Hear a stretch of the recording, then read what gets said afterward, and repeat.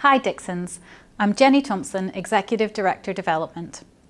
This episode in our mini-series is about how we take action for our children with SEND at Dixons. I'm going to spend some time sharing the deep thought behind why we do what we do in the way we do it at Dixons. If you haven't seen the other episodes in this mini-series, I do recommend you go and check them out for free on our open source platform. This mini-series is about instructional coaching. It's about how we help all of our colleagues get better every day. Let's start with a clear message. Efforts to close the disadvantage gap will never outrun SEND progress. This is pre-pandemic, pre-cost of living crisis, and at least partly pre the stripping of school budgets and the decimation of multi-agency support services. And by all and any measure nationally, data is telling us that tirelessly well-intentioned interventions are not shifting the dial. And those of you who have spoken to me, even in passing in the last 4 years, will be hearing this on repeat. The pandemic has only placed a magnifying lens upon the pre-existing disadvantage gap. Great leaders do what we do in service to, not in spite of our context. Context, a word with which I take issue. Wherever next you hear the use of the term context, just check how the sentence flows if it were to be auto-corrected to skill set gap. Context is information. It is not strategy. And it is not justification. To know what to do to sincerely and systemically close the disadvantage gap, we need to look at where energy and resource is typically spent without consistent impact. Most often, this is in the classroom, the classic approach to tackling disadvantage. This often requires teachers to give extra attention to pupil premium students. Lots of these phrases will sound familiar and are smattered across almost every pupil premium strategy statement. Identifying pupil premium students on seating plans, marking their books first, asking them more questions. In our resource-limited, stretched budget environment, there is likely a better space to focus. So why don't we? Because upstream is unfamiliar and feels too far away from the firefighting of now. And also, please do not be offended, because of us, our skill set gaps. So many school leaders move into leadership along well-trodden curriculum routes. So when they need a strategy, they reach for a lever they know, and they just keep pulling on teaching and learning. Often, school leaders are not SEND experts, and they delegate the responsibility. My strongest advice to school leaders is find your sharpest mind with tenacity that could refract sunbeams and get them leading on SEND. Just as our most vulnerable are deserving of our highest quality teaching, so too leadership. These are the kids where getting it right in every lesson, every day is progress rocket fuel. These are the minds that are game-changing.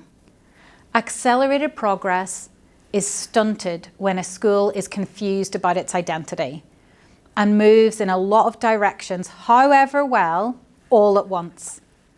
The journey becomes vacillations rather than advancing. Incidentally, this can feel very busy, even exhausting, so it's pretty hard to spot, but it is not advancing. We have thought deeply about strategy building, and you can see more videos on crafting impactful strategy on our open source platform. A few months ago, as part of a roundtable discussion, I was asked to respond to the following question. What actions can be taken in the classroom to enable pupils with SEND to engage fully in regular lessons? The framing of this question exposed two deficit presumptions. Firstly, that there is an inherent challenge with engagement for SEND students, and secondly, that regular lessons are designed for something other than SEND students. SEND is so inaccurately and inconsistently identified, and the interconnections to behaviour so clear, that supporting our SEND students is the endeavour of teaching. It is not an additional ask. In summary and in error, there has become a casual linguistic blurring of SEND to mean MLD. Most children identified as SEND are not learning disabled. Indeed, in 2014, mental health, which by some accounts now reaches up to a third of identification of SEND primary need, appeared in the Code of Practice with little explanation or guidance, concurrent with the decimation of funding for supportive services.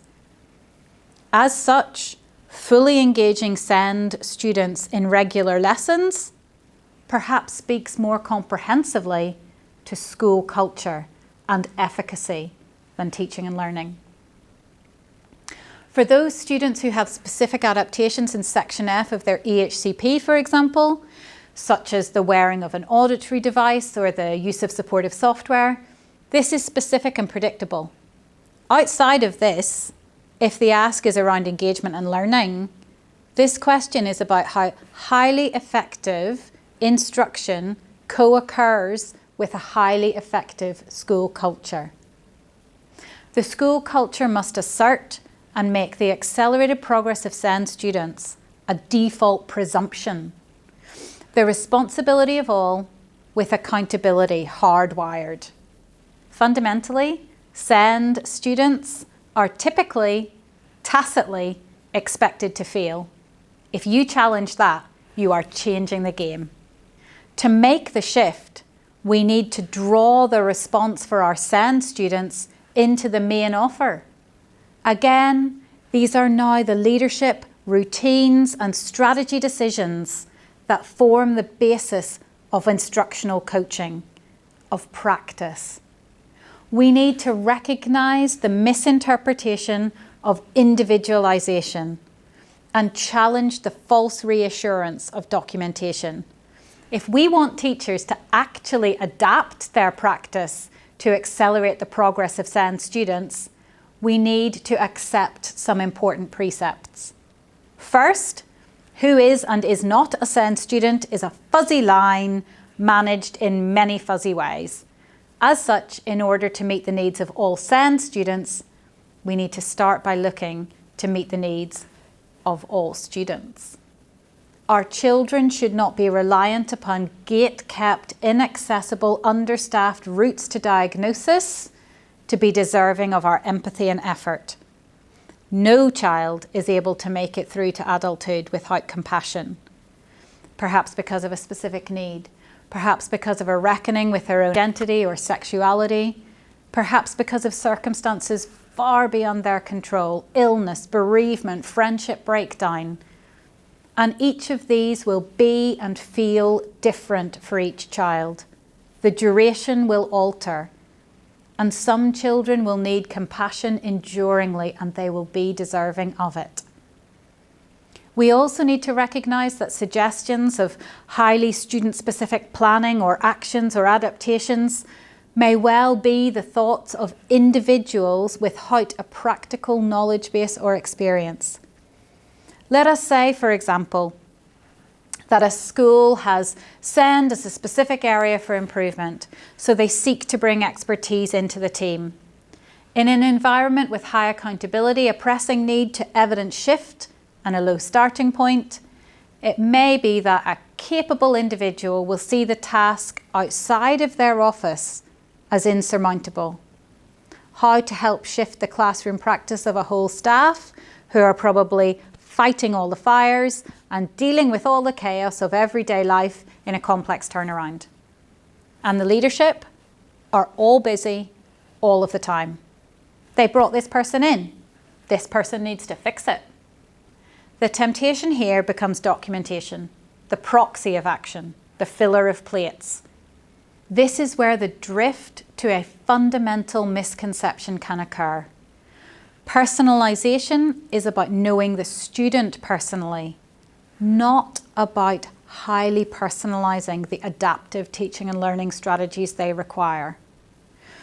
Highly personalised knowledge of a student will not impact the classroom experience for that child if it is translated into highly personalised expectations of adaptation in every single classroom. Let us imagine that a teacher in this turnaround setting may well be a highly skilled practitioner. Let us imagine that there are 30 children in the class, just one of that teacher's classes, and that 8 of the children are identified as SEND. That teacher is teaching 4 lessons that day, consisting of 4 different classes, so is perhaps considering the needs of around 30 or so SEND students. Let us imagine that the scheme of work and resources are available and they are of quality. Let us assume that in this school, leaders have fallen foul of the fundamental misconception of individualisation. Instead of seeing the value of individualisation sitting in the personal relationship with the student, they have misinterpreted it as the need to have highly personalised adaptations documented for each child. They may well have found a simple digital tool for storing, which is not the same as sharing, these documents. Let us say you can hover your mouse over each child on the digital register and find out if they are SEND. And up will pop the 10 adaptations personal to this individual child. That would be 80 to consider in that one lesson, perhaps 300 over the teaching day. It is so unrealistic as to sound absurd. And yet, without being shaken and really looked at, it can be recounted as a brilliant step forward.